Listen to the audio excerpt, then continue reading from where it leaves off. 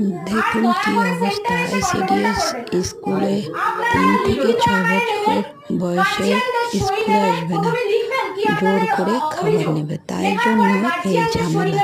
বুঝতে পেরেছেন? প্রতিনিধি গিয়ে হাসনাবাদ আইসিডিএস অফিসে আমাদের দেবীর বনে যে অফিস আছে সেখানে জমা দিয়ে আসবেন। দয়া করে সেন্টারে এসে গন্ডগোল করবেন না।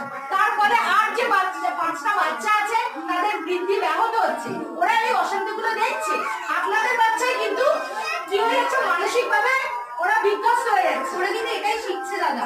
সুতরাং এই গন্ডগোলগুলো করবেন না, দয়া করে আপনাদেরকে বলা হচ্ছে সেন্টারে এসে গন্ডগোলগুলো করবেন না। মেম্বার সাহেব গন্ডগোলগুলো বলুন।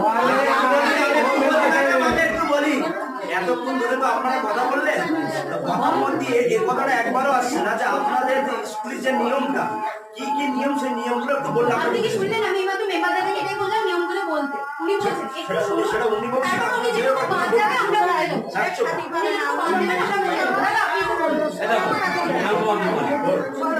ওদের পুলিশ নিয়ম আছে বেলা 11টা থেকে 3টে পর্যন্ত পড়াবে, এই পর্যন্ত পড়াবে। আর এই যে টিম, কেউ কারুর ব্যক্তিগত বাড়ি, যেমন বাচ্চাদের যে একজন আসলো না তার বাড়ি কাঁচা ডিম পৌঁছে দিলে, এরকম কোনো সিস্টেম হবে না।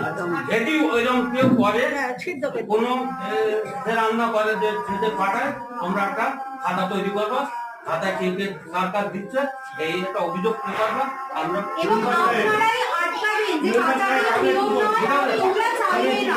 দেখুন আপনাদের উপরে আটকাবে, আপনাদের